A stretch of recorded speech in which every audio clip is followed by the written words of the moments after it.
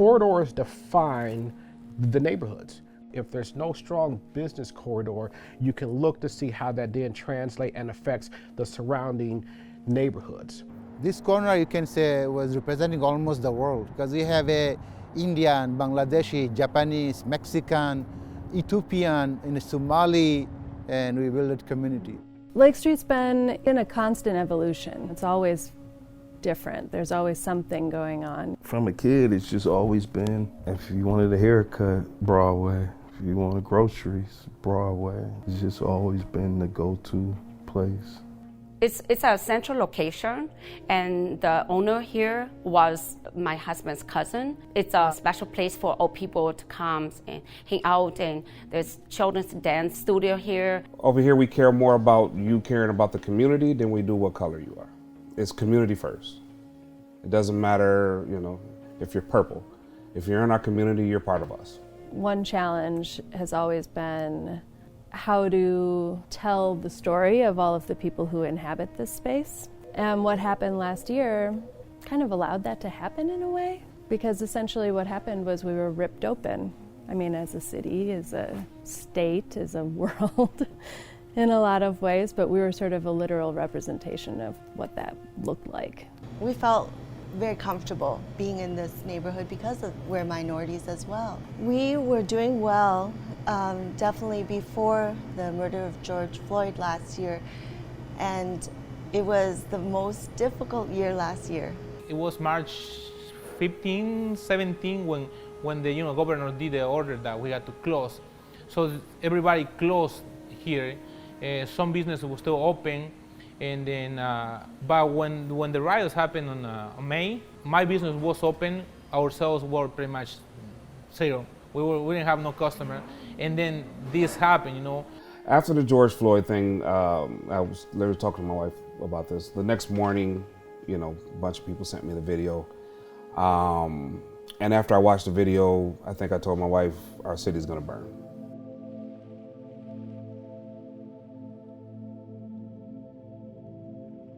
When I started seeing more of a protest, it wasn't about black people saying, you're gonna stop killing us. It was more white people saying this is enough, which made it more about the community. And in my view, it's never really been about black or white.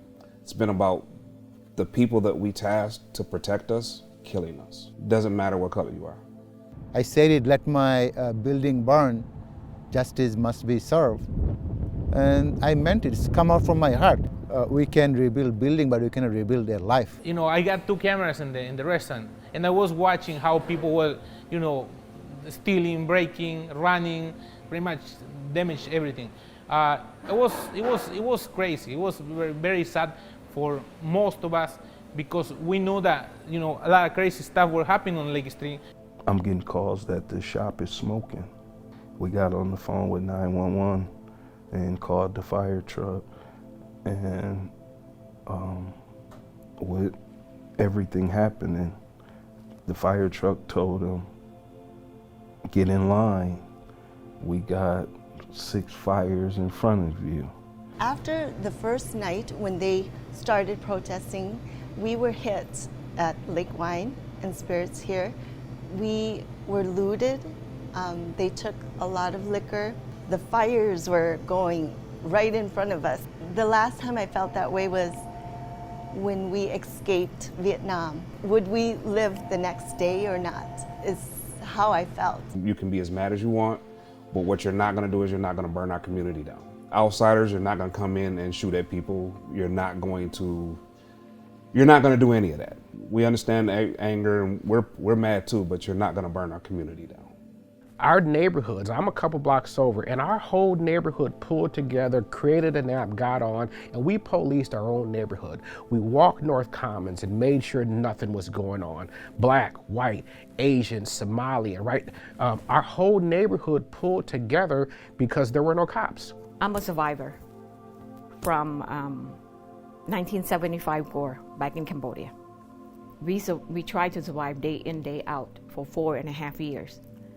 So with those skills, to me, here it's hard, but it's always a, how do you say it, an opportunity. Always, you know what's gonna happen in the future. Back in the time that I was going through during the war, I have no idea what's gonna happen the next day or the next hour, whether or not they're gonna come and take you and kill you. So that's the worst in my life. So this is great. I think we were all very much in shock. You know, I think we still are. It was a significant life event. I mean, there's just no way to describe it, really. The scale of damage was incredible. When I entered the building that morning, you know, everybody saw the damage. It was in the middle of the businesses. It was pretty much all was damaged, breaking glasses all over. I was proud of how North Minneapolis rallied together, our churches, our businesses, the regular residents, and people who just had the heart to make sure that nobody went hungry. We've got this very unique community that is pulling itself together to improve. We were really fortunate to have that day the immediate help of the community of people that are immediately around us, friends and family, who were able to show up and help clean up and know what to do. And it was very healing to experience that level of care to my community. I stay for the community, I stay for the love of the people, and this is my passion. I love people. I like what I do. I like to do my best on my restaurant. I like to make my business, you know, grow. I can work and make my business even better. I cannot afford like continuous damages to my building. I think I'm strong. I still have passion, and I still have love for our community. The idea that we would come back stronger, obviously we will. You know, I think that that's a given. We're starting at a significant deficit. You know what, I can't work in the dark. I've been kind of in a hole for several months and it's been really tough already. So there's no way I can work. I go, honey, let's just take it down. It's the disinvestment in our communities that has taken place for a few generations. And now we are trying to change that through this economic engine of our businesses. I am hopeful. I am hoping that there is a level of investment. I will be planning to open maybe another business somewhere in Lake Street. Okay, and then eventually we'll see I can open a couple more in the area metro. One thing that I've been thinking about is to have like a leadership place where I can kind of bring successful people in to mentor. We survived through the pandemic, and we survived through the looting and vandalized through properties. We could be stronger together. We cannot do this alone. I think all together we can make this place even better again. But we need help. We need help with that. People have dreams and ideas, but it's just not enough of successful people that you can really get that talk to. And really it's a vision, seeing someone that look like you, talk like you, that do it. It kind of just make you believe I can do it too. I will not quit until I know I can't go on anymore. So I will strive to find some funding or some loans, some things to help my dream of converting this place to make it look like newer, to suits the new look that they have right now. I'm starting to see the light at the end of the tunnel. I could use some help, some outside help. I want to build a building. That's one of the things that we're working on right now, is building a building that we can have a permanent home.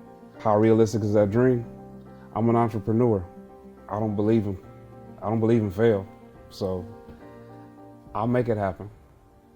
We'll make it work. I'm hopeful that we will be the recipients of this change, that we will benefit from this growth. The question is, will we, as the current residents of North Minneapolis, the Black, the Brown, the Asian, the Hmong, will we share within this level of prosperity, or will we get pushed out? I have a very good feelings. Another world is possible, but something will come, will more sustainable, more equitable. No justice, no peace, but peace is a practice, and we have to practice it. I'm hoping that we could form alliances, and people who do have the means can partner up with someone that doesn't, and together build this unique Lake Street and all the corridors on University, St. Paul, and Broadway.